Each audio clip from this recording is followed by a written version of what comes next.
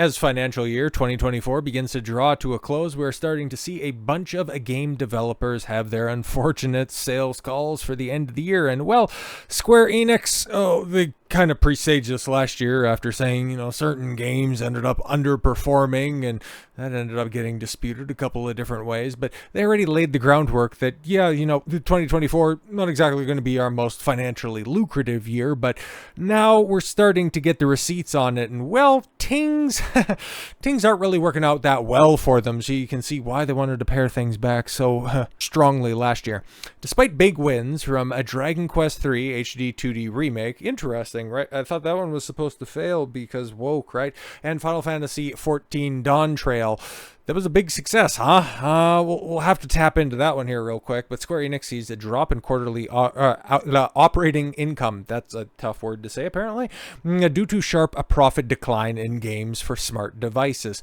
Oh, okay, great. So mobile gaming is just holding up and otherwise gaming juggernaut. Oh, Jesus. According to their latest earnings report, while the last 3 months have seen Square Enix land some major sales wins with Dragon Quest III HD 2D Remake and Final Fantasy XIV Dawntrail, a significant profit decline across the various mobile games have resulted in the Japanese developer suffering a notable drop in operating income compared to the same period last year.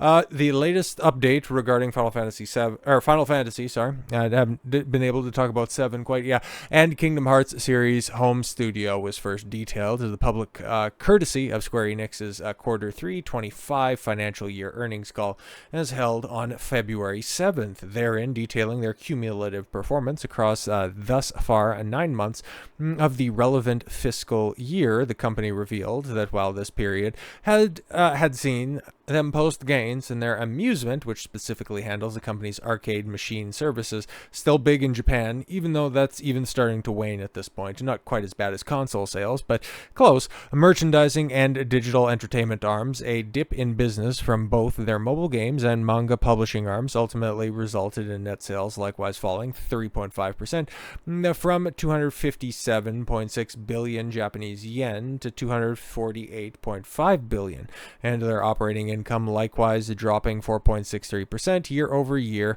from 34.9 billion to 33.3 billion. So translating for normal people, Square Enix's net sales fell from 1.7 billion USD to 1.6 billion, and the operating income declined from 230 million to 219 million.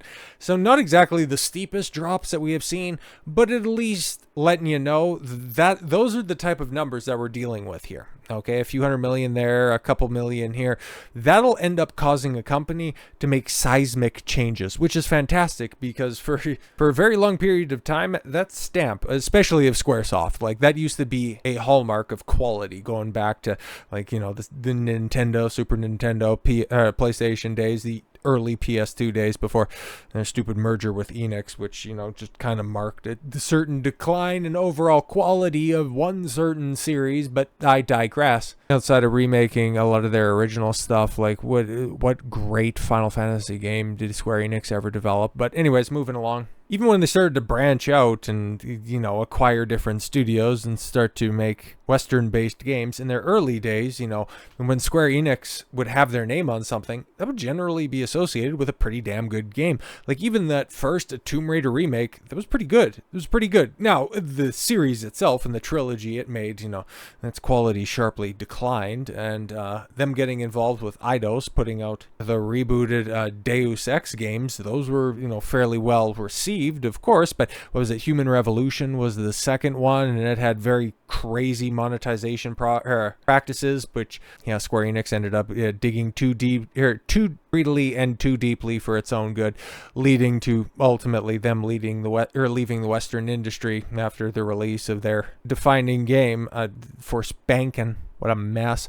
Anyways, in terms of their HD game segment, otherwise known as their main video game operations, Square Enix reported that while its net sales had fallen 6.8 billion, 60 billion in 25 compared to 68.8, it's a pretty big drop off in 2024 on the backs of such recent releases, there we go, with Saga Emerald Beyond, The Steam version of the Kingdom Hearts collections, their Visions of Mana, Romancing Saga 2, Life is Strange Double Exposure. Oh, we'll have to talk about the Life is Strange studio in the very near future as well.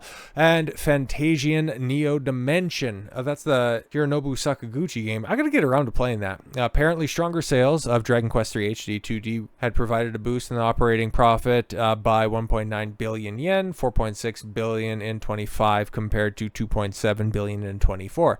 So, okay, why are you leaving off Final Fantasy VII Rebirth? Come on, man. I guess the PC port wouldn't have been included, and that was well out of the release window of the PS5 release. For those curious about the discrepancy, it puts in simply net sales as a counting term for essentially how much did the company make after calculating operating income. Yeah, all that stuff. Okay, yeah, that's just some of that mumbo jumbo. As for their digital entertainment segment, things were doing much better for their multiplayer-centric MMO operations. Which, yeah, this is interesting. With with Square Enix seeing a 9.2 billion yen jump in net sales, 44 billion in 2025. Compared to 34.8 billion in 2024 and 2.9 billion yen gain in operating income, 17.3 billion in 25 compared to 14.4 in 23. Almost all of which came entirely from their efforts of their Final Fantasy XIV and their latest expansion, Dawntrail, with a small bit being provided by the continued operation of Dragon Quest X. I didn't realize that was still going on. But it's interesting, right? Because the big expansion, right? Dawntrail, I think that dropped midway through the year, and it was quite controversial, and we're starting to get player counts on this, so they might say that it was a big success, but their long-term viability, and also it's like Final Fantasy XIV is quite long in the tooth at this point in time, so wouldn't be surprised, even though Final Fantasy XVII is in development and it's not going to be an MMO, but I wouldn't be surprised if 18 or 19 isn't a refreshing to this, because 14, like Christ almighty, like that was announced right off the back of 13 at a point in time where I was just hating being the fan of this franchise because it had been so long since they released a game that, was even worth your time. But you had this, Final Fantasy 14 is reportedly threatening to drop below 1 million active players. Really? This was at the beginning of the year. Final Fantasy XIV is in a pretty odd spot at the moment. A lot of people are still kind of disappointed with the story, yes, even after patch 7.1 attempts to try and spice things up a little bit, and a lot of complaints right now are generally being leveled at the lack of things to do. Well, yeah, that was after Dawntrail came out and it decided to focus on Wuk Lamat, but we'll get around to that shortly. New content like the World of Darkness Chaotic Raid and Echoes of Vandeel Alliance Raid are pretty cool, with a level of difficulty that players find refreshing, but there aren't any long-term grinds that are really enticing more casual players to stick around. And see, that's kind of a problem, because when you're making an MMO, it's a genre of games that I have never been interested in, not going to play one at all. I don't have that much time to dedicate to them. God bless the people that do. I had a lot of fans back in the cut with the first few expansions of World of Warcraft who dedicated way too much time to that stuff. If you love those games, that's fine, man. It's like a bunch of those, gotcha style Gooner games that are out there. You love them, that's fantastic. I'm not going to denigrate your choice in games, but it's just not for me. There's a niche out there, obviously. It's just, I think that they focus way too much on some of the worst aspects of game design, and it's an overall waste of talent and a waste of resources in an already stretched for both industry. In fact, there's so little to do right now. Final Fantasy XIV has experienced quite a large drop in active players. A Japanese blog site called Lucky Bancho, that tracks player numbers for 14 across various expansions and patches, has revealed that Dawntrail actually lost a significant number of players between patches 7 and 7.1, whereas other expansions actually grew in players. According to Lucky Bancho, over 1.4 million players were active upon the release of Dawntrail, while just over 1.1 million active players at the release of 7.1 in comparison. Shadowbringers and Endwalker had 943,000, 1.3 million players upon each expansion's launch, and that rose to 1.2 and 1.7 million respectively for patches 5.1 and 6.1. Why is there such a drop-off for Final Fantasy XIV? Okay, with this new expansion that's out there on a similar time spectrum, you normally would have a growth in players. Well, that would be because of, yes, the previously mentioned Wuk Lamat, which has been affectionately referred to by a bunch of the disgruntled player base as Wuk Lamat, because you have just an insufferable and another industry would be referred to as an insufferable self-insert, voiced by a trans person. I don't really think that matters all that much because, one of my favorite shows that has come out in recent years, House of the Dragon, one of the main characters who not my favorite character, but also isn't detrimental to the show, is played by a non-binary actress who I might question some of your personal decisions, but if you can go ahead and do the job, I don't care, man. Just as long as it's legal, I don't care what you do.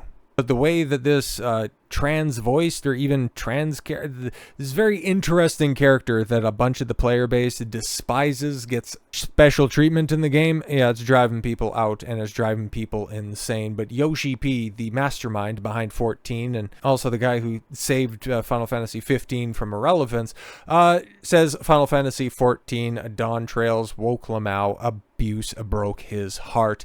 Dawntrail has been and gone, and now that the dust has settled, we're eagerly awaiting patch 1 or 7.1, whatever. We can look back on what was honestly a decent expansion that is far more hated than is probably deserved. Yeah, this is the gamer after all, but whatever. That hatred came from many aspects, but a large part of what drove the reaction to Wuk Lamat, arguably the expansion's a true protagonist and a character that continues to divide opinion to this day. Oh wow. Now, while there are legitimate reasons to not really be vibing with Wuk Lamat, abuse and death threats sent to the voice actress Senna Breyer, there it is, very quickly turned any conversation into the character into a toxic nightmare. No, you can go ahead and criticize the character.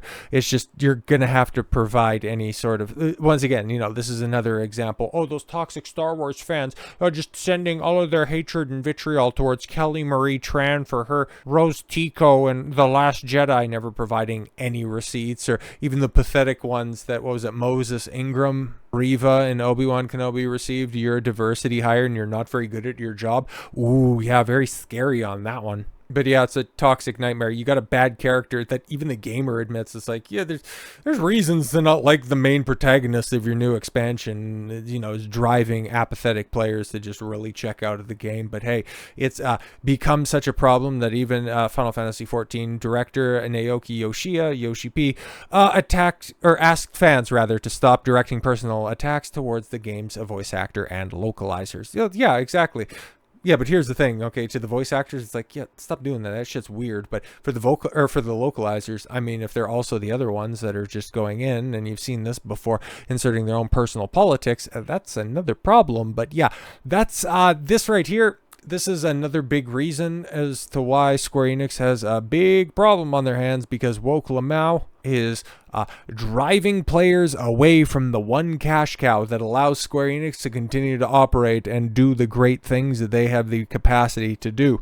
And if this game starts to tank, we're going to have to start looking at Square Enix and if they're going to be following the track record that we have seen other studios go. And because I like a vast majority of the franchises that they own, I would like to see the studio that owns the right to Final Fantasy and Kingdom Hearts succeed, and hopefully be able to put both of those franchises back on solid footing, specifically Kingdom Hearts, and maybe maintain the level of quality that we've seen for the Final Fantasy VII Remake project across the rest of the games, because I haven't got around to playing 16 yet. Hear great things about it. It's just, I'm interested to see what's going to end up happening with 17. And then, of course, if any of these financial reports, these downturn in financial reports ends up negatively affecting the conclusion of the Remake trilogy, I hope for the best, but expect the worst coming out of Square Enix. As a long-term, long-suffering fan, that's kind of the approach that you've got to take moving forward. So with all that said, thank you all very much for the gift of your time. I've been Don Consuelo. I want you to follow your gut and get after it. Take care, everyone.